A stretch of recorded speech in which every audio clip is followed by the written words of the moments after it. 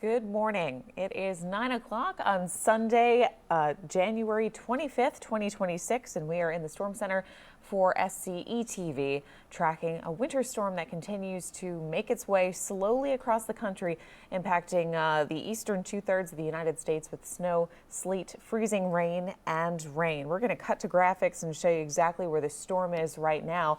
You'll see still snow stretching anywhere from the Northeast, New Jersey, New York, even into Massachusetts, still all the way down to Texas, the final edge of back edge of the main part of the system, moving out of eastern Texas right now. But it is a wide storm. We've been measuring it each time we've come on the air live with you, and now it looks like let's stop the radar actually and go to the most current scan, and it looks like this storm stretches almost 1,600 miles from tip to tip. It is quite the impactful storm, as we already have seen over the past 24 hours. I'm going to jump now to look at current conditions in areas that have already been impacted by this storm. Power outages are mounting anywhere from Texas to Louisiana, into Mississippi and in Tennessee, and those areas have gotten snow and heavy sleet and freezing rain, and so we see those power outages mounting there. Seeing some numbers coming in from Kentucky as well, and we do expect those numbers unfortunately to increase as the system continues to move northeastward with that sleet and freezing rain. Notice most of our snow has moved out of Tennessee now, and it's mainly sleet and freezing rain. Let's jump to conditions right now in South Carolina for us, and for the most part our conditions toward the south, southern I-95 corridor are looking halfway decent, but ground zero right now for that wintry precipitation and hazardous roads is really the Midlands and the upstate right now. We've got wet roads, I-20 corridor, some pockets of ice along the I-20 corridor right now. And we do actually have some snow that has been reported toward the northeastern corner of the upstate. So ice, snow, wetness on those roadways as far eastward even as Myrtle Beach, and actually it's not depicted on this particular graphic itself, but we do have reports even down in Charleston of glaze on the roadways causing hazardous conditions. Some incidents already coming in from road reports on I-26. So this is the current look at road conditions. We do expect them to continue to deteriorate as our next batch of wintry precipitation moves through the state later on today. Let's actually take a look at, before we do that though, let's look at temperatures really quickly. I do want to show you where we're sitting. It is quite cold at the moment. Rock Hill is at 19 degrees right now. Greenville is 21. Even down toward the coast, we're sitting near or below freezing. 30 in Myrtle Beach this hour, 32 degrees down toward Beaufort. So pretty cold out there right now, and any precipitation that is falling will freeze on contact, and that's why we see those road conditions not too great across the state. So let's jump ahead to Futurecast and actually see what will go on over the course of the next 12 to 18 hours or so. There's our storm system on Futurecast. We're going to zoom in here to our state. You'll see that we'll still have the potential for a few pockets of freezing rain through the rest of the morning. I'm actually going to zoom in and turn my surface analysis off so you can see on our Futurecast there. Those pink colors toward the upstate. Whoops, my camera does not want to cooperate with us. Pink colors toward the upstate, even toward the border with North Carolina. On the I-95 corridor. That's going to move northward and out of our state really later this morning. We should get a break in the wintry precipitation around lunchtime in the upstate before our next batch moves in during the early to mid-afternoon hours. After lunchtime for the upstate, another round of sleet and freezing rain arriving. Our temperatures will be nudging upward a little bit thanks to a warm front lifting through our state. So we'll see a wintry mix, sleet, freezing rain, potentially transitioning over to rain. You see those green colors coming up on Futurecast during the evening as this precipitation shield moves into the Midlands, and then finally to the I-95 corridor around or shortly after sunset tonight, and then moving on off the coast after midnight tonight as rain. So you'll see that on Futurecast. That's what we're predicting right now, but additional accumulations of ice are likely and expected, rather, in the upstate and the Midlands today. So here are our ranges right now as of the latest data that we have. Just about a half an inch possible anywhere from Rock Hill all the way westward to the upstate. And then as we get really east of the I-20 corridor, those accumulations drop off. A glaze, though, still possible all the way down to the low country coastline, where we already saw reports of that glaze coming in already toward Charleston this morning. So today is not the day, obviously, to be traveling out and about. We already see those road conditions deteriorating, and I do actually want to jump to some cameras across the state. We've been looking at that in the Weather Center this morning, kind of monitoring the conditions that are going on. And first one I want to pull up is just north of Columbia. We have ice frozen over on our camera, so conditions, of course, not looking great there. If we go farther to the north and west to the upstate, I'll just drag my cursor. We see lots of reports along the I-85 corridor of traffic incidents. We hope everybody's safe, and if you can, stay off the roadways. Toward the upstate, though, we see our camera frozen over. This is I-85. Looks like mile marker. I can't see because my screen. Mile marker 84. We do have snow on the roadways, and we also have sleet and freezing rain starting to fall there as well. So it's nice to see that nobody is on the road, at least at this particular mile marker. If you can, stay off the roads. It's not the time to be traveling anytime today and through that next batch of precipitation moving on through. Let's go check down toward Charleston. We were looking before on some of the bridges getting across the Charleston Metro. Looks just damp. We do have reports and images coming in on social media of a glaze on surfaces. It seems like these travelers are going at a decent speed, but nonetheless, I would not advise traveling out and about because we do have those reports of sleet and freezing rain in the low country. I want to talk about temperatures a little bit and watch how they evolve over the course of the day once our system leaves, and really as we get into the start of the work week. So later on today, our high temperatures should make it into perhaps we might have a little bit of a warm up toward the low country, maybe as much as 60 degrees. I don't know if that's actually going to verify in this particular model run. But once our precipitation moves on out early tomorrow, you'll notice a significant temperature drop. We'll likely only get to the lower 40s along the I-95 corridor, the mid to upper 30s toward the upstate. Thing to keep in mind is that if we do have ice on roadways, temperatures near the freezing mark is not going to be much to help to clear off those roadways. That's my concern as we get through the night tonight and the day tomorrow.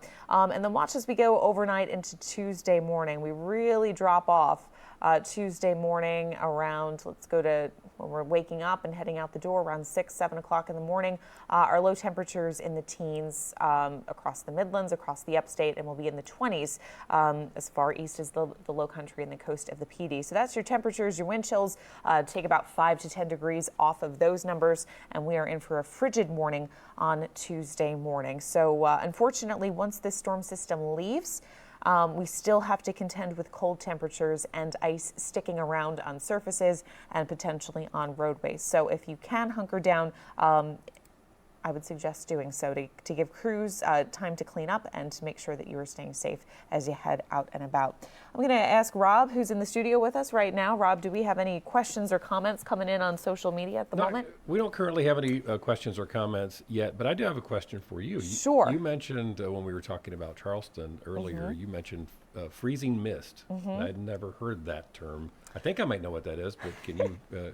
Sure, and I'm not sure. I have to check the observations to see if it was drizzle or freezing mist, but we could, there is the potential where if you do have a cold air mass coming on in over a surface of water, you could actually have, for example, like fog that develops, and then when it touches the surface, much like freezing rain, it freezes on contact. So freezing fog is something that we could see. I'm not particularly sure if that actually occurred in Charleston. I did pull up before. I can pull up the 8-hour loop of radar. We can zoom in here on our map, really zoom in and see if we can get a dappling of get those hyper-local pockets. Yeah, and we did see after the midnight hour some wintry mix moving in to the low country over Lake Marion as well, and some pockets perhaps of snow. Radar, this color scheme that I have up, you'll see it go from pink to blue, kind of changing, trying to figure out if it's snow or if it's freezing rain falling. But you'll see, yeah, we did have,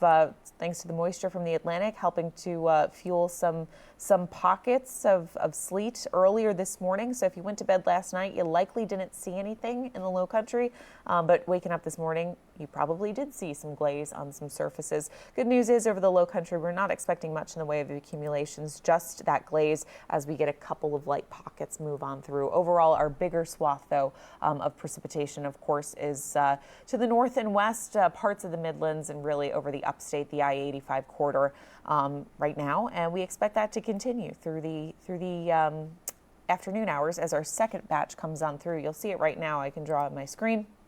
Actually, first I'm going to stop the animation of radar so we can actually draw on the screen. But this is what we're going to be watching. This second batch is our cold front, and it's circled in blue here. This almost line anywhere from Knoxville all the way down to New Orleans. We are looking at that batch approaching us later on, closer to lunchtime or shortly thereafter, moving from west to east across the state and then clearing out during the overnight hours. But again, as I mentioned, once the precipitation does leave, we still have to contend with frigid temperatures and frigid wind chills on Monday night.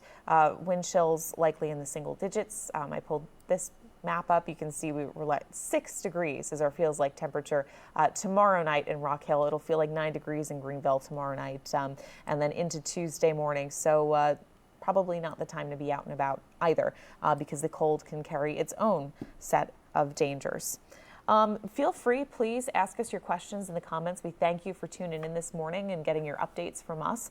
And feel free to ask your forecast questions. That's what we're here for in the studio.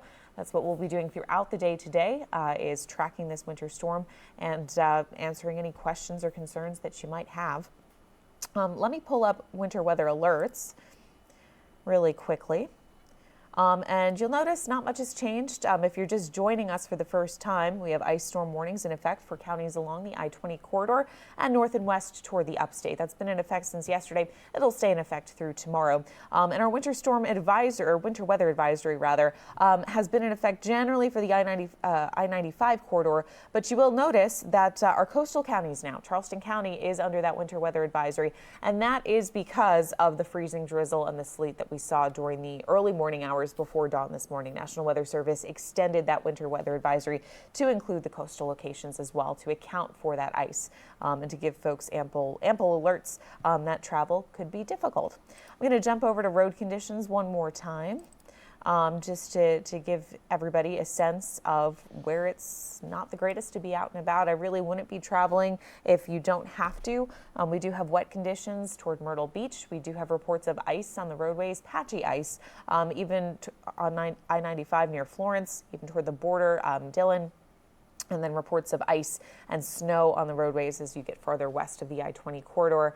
Widespread ice on I-85 right now. Again, not the time to be traveling, especially in those locations. Let's pull up our traffic cameras again, see where else we can see what's going on. I want to pull back up to I-85 because it's quite remarkable to see the snow and the ice both together on the roadways. Let's take a look at I-85. Pull this widescreen. We do have a semi-truck moving at a decent clip there. Can't even see blacktop on the side that's closest to our camera here. A little bit better conditions on the right-hand side of your screen, but certainly I don't think I would want to be driving in that, and I've driven in plenty of winter weather. Let's take a look, see where else we can go across the state. Let's jump down to south of Columbia. I know we checked in north on, I think it was Interstate 77 we looked at before. Let's look to the south. I don't think they've gotten much in the way of anything yet.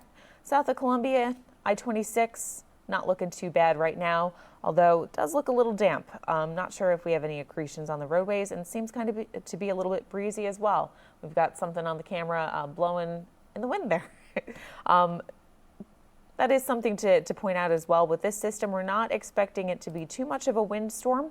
However, we could get gusts to about 20 miles an hour, and if we do have ice accreted on surfaces, on trees, that could cause a problem where we could see downed trees and down power lines from that ice accreting. But overall, not going to be a wind system as this moves on through. I'll pull up Futurecast one more time. Feel free to ask those questions if you do have any. But to kind of walk you through what will happen for the rest of the morning into the afternoon, pockets of freezing rain and freezing drizzle still possible toward the border with North Carolina and to the west toward the upstate and into the mountains. But our second batch really doesn't arrive until shortly after lunchtime in the upstate. Potentially a transition to rain as we get toward 4 or 5 o'clock and the system approaches the Midlands, and then generally a transition to all rain as we get a nose of warm air at the surface along the I-95 corridor tonight.